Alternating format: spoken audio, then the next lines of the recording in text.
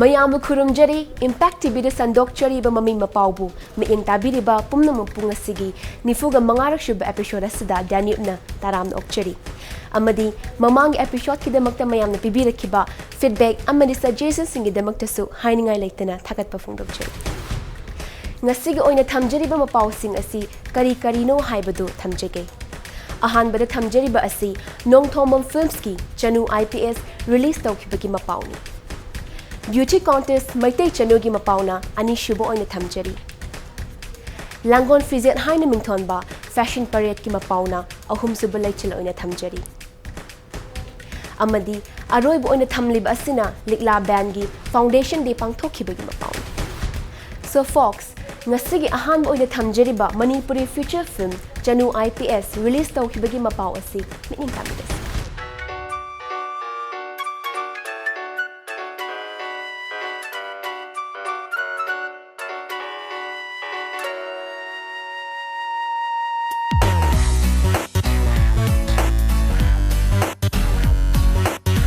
Ningol chakaw betu puthok raba matungda Nong Thomam Films ki banner makada Chanu IPS haina mingthon ba Manipuri feature film ma hauki October ki tang kunipanda haunabi matung ina premiere show utuna miyam na khurol tamkrei hairiba film asida aina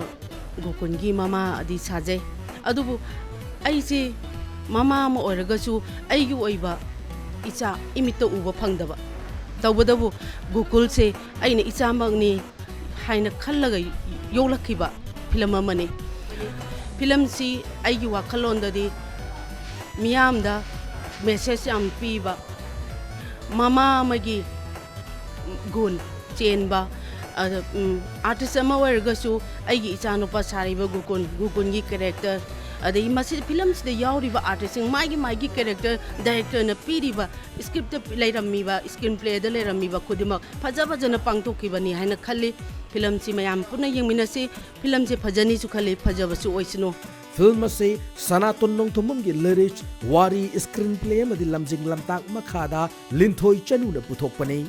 ibomcha iromna cinematography ki thaudang lawruba film asida Napoleon top amadi Banerjee anina makeup ki thaudang lawbagi mathakta baby cha salamna choreograph galipa amadi hipok ki yaipok pina costume nanau shagol mangna background score ki thaugai sing lawnari Chanu IPS hairiba film asida ekoigi hana dhokriba film sing adudagi wari top tonganba ekoigi seisida wari makhal yam yawe wari makhal ama khaktang da oina sattaba ekoigi ihal hana film si horok matamda sathariba ekoigi art sign artist gi ekoigi saru ayambadi ekoigi real story ngataneba real story ji mak ekoine film oina onthok saraga masi Chanu IPS hairiba film asi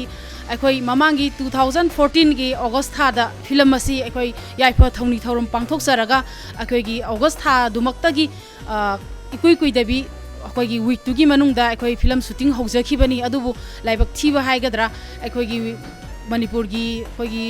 law and order gi phibam jina phattabana ngasi sahi mari gi matung haitare sahi mari gi matung sida ekoi film asi release tawba phangjabase ai ngasi yamna nungaiba masu ni nai adum haijagi AJ Maisnama madi Sangita anina sek tamle film asida Bala Soma Linthoi Dhanamanjuri Gita Timema Gokul Ratanlai El Prakash amadi Gunchen madi chingba kayana maruoiba mamiroi singoina saktam langli masigi film ase koi mamang da photokiba film jingdagi tonganba haibidi angang jingda yamna message piba dum film ni Wanarabadi kudimang mai pai haibadu koi film asida chauna mayam ubirga mamita gani sigi film jina koi Manipur gi miyam masung inkhalliba thajadaba angang jingda honaning bai wakhal masoina pokani do film ji yengbiu amasung koi honaning ba tongning bai wakhan yam pokani habisi matang film ji yang khangbi gani habisung thamjari ani miyam da Maming leiriba mamiroi ngaktani sakam langliba soidana mai pakpa magun leiba film oigani mathanga lokhatchariba Maitei Chanu haina mingthonba Sakhen bi changdam nabagi grand finale haukhib October ki tarik 13 da pangthokhibagi Mapao asi mitning tamis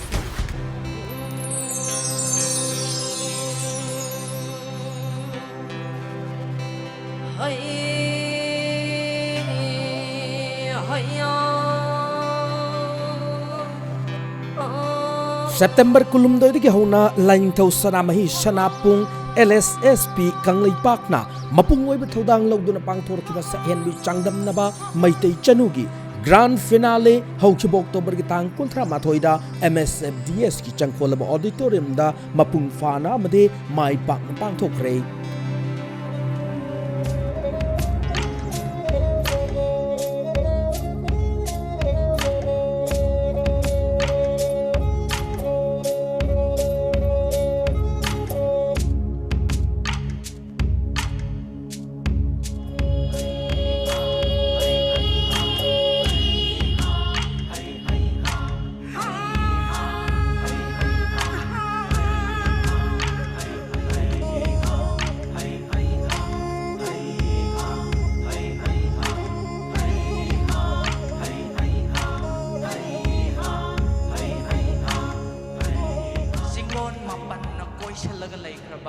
Iraiba Kanglaisha Nabung Equina Chingchang Ta Sungoi Kutta Paina Isan Singu Sokpayaroi Mokoibu Sokpayaroi and Equina Naka the lady Nequina Kabui Jati the Pukja Krabasu Isan Singi the Makta Nabung Equina Equoi E Marik Chiliba E as in a lady Makai Nokoi the Makta Equi Pambom Ding Nakani.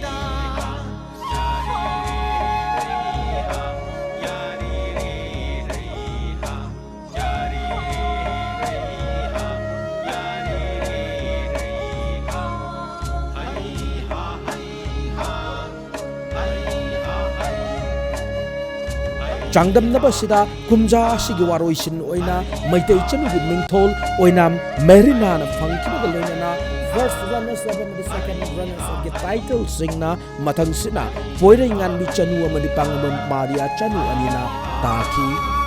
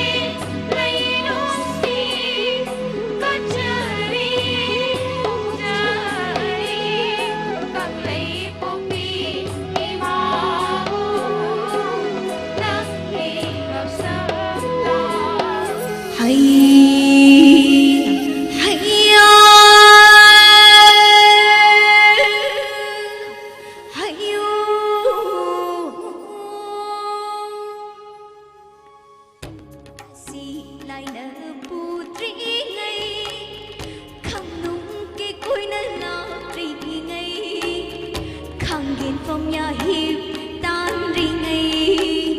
một phong mây sáng lang rì ngày các trang càng là nung phong bỏ ra thâu ai vì nơi tu nị ngày ima câu bằng âm nị ngày sắc lòng ghê số lòng ghê nào râm ghê ipo ghê mình khai bu hay ayo yai fari hay ayo yai fari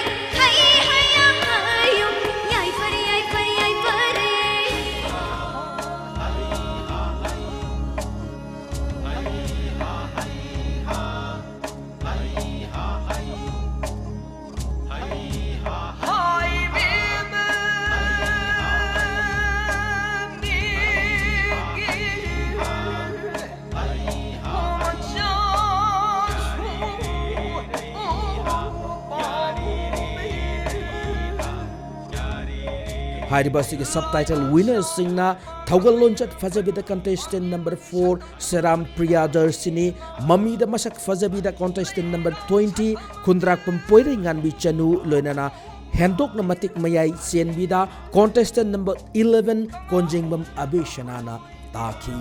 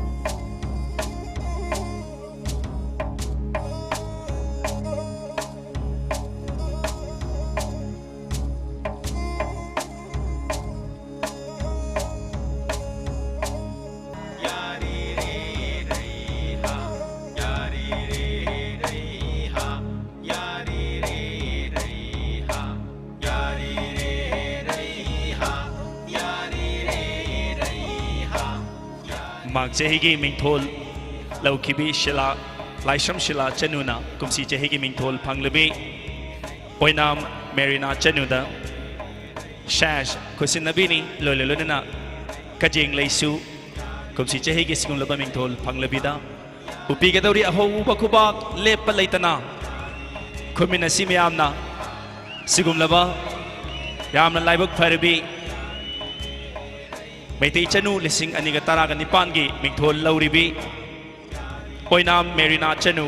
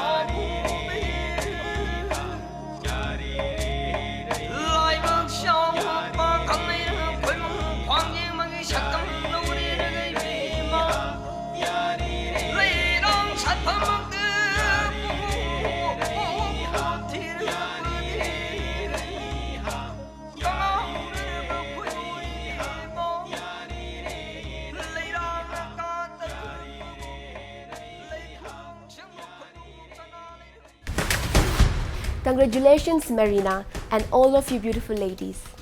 LSSP gi thaurang mapung faba oishanu.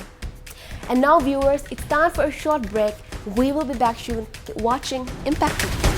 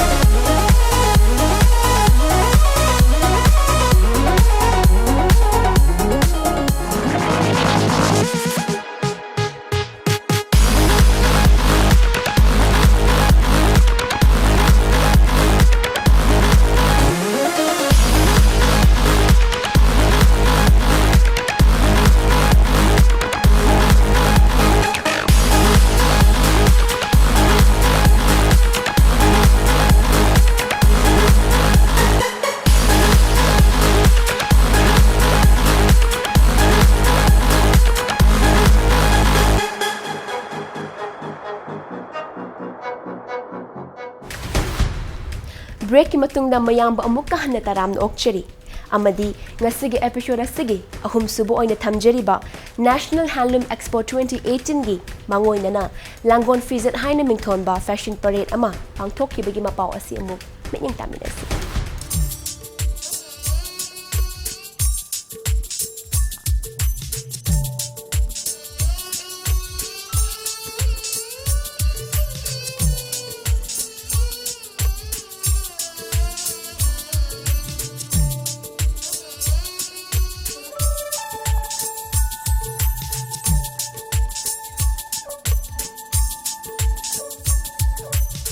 Langon Fizet Haina Mington ba Fashion Parade tama haukiba October 25 nomai jing numit ki numidang wairam lamboi khongnang khong daleba Manipur Trade and Expo Center pangthokre.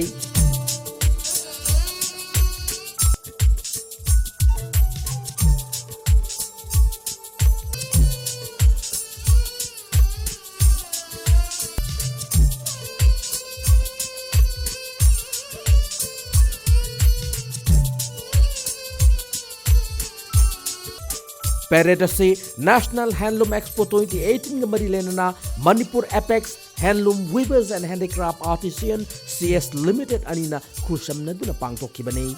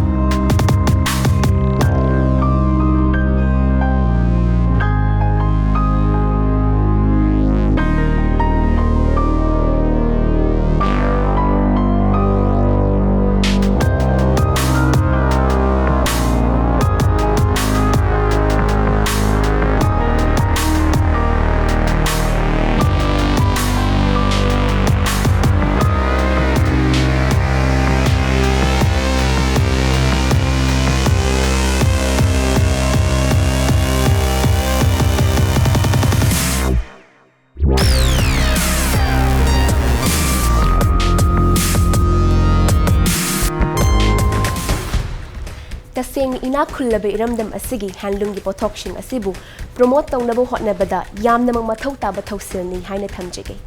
मतुंग तारकपदा Hena my पाकपो ओइशनु हौजिक ngasiगी मरी शुबा अमदी अरोइब ओइना थमजरिबा लिकला band की तरुकलक शुबा foundation दे पांगथोखिबगी मपाव असि अमु कमदौबगे हाइबदु पुनि यंगिबसि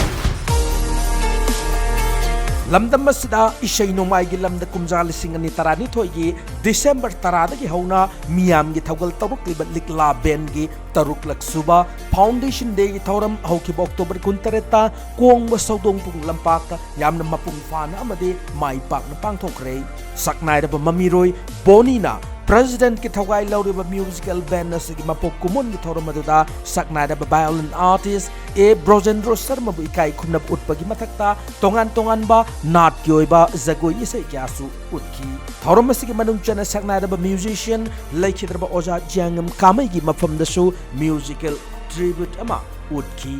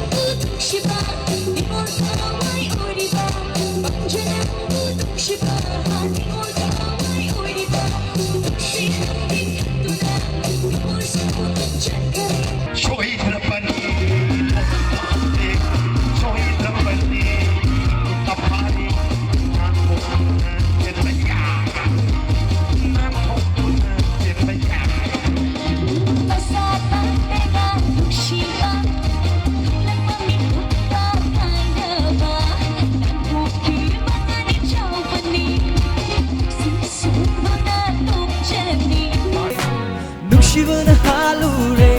babu pamjavana halure, maming sukandri gai, babu aigi oire kallure. Ikai dukshi yamare, iko ki mai khangare, ta ta jarudana thamai se thambal salagre. Ikai dukshi yamare, iko ki mai khangare, ta ta jarudana thamai se thambal salagre. Liri huma mananda, layang lina puran babu.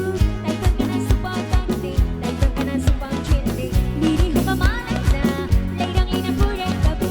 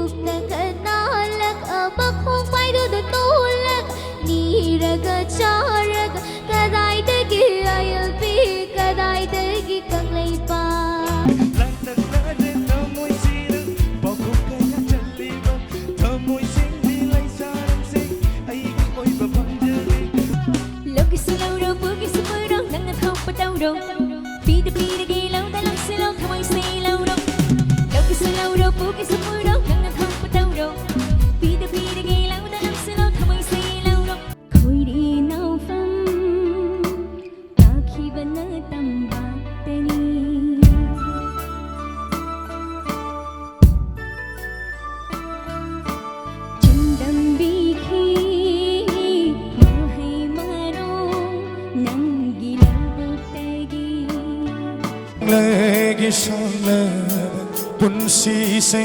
nangi ni khanna ho nungsi kanba ira ira ira nalle su hai ge khanna hai di suk hai hai nung de sau ge khanna I thau su pang thok bang de nakshin ge hot na de nakshin bang am de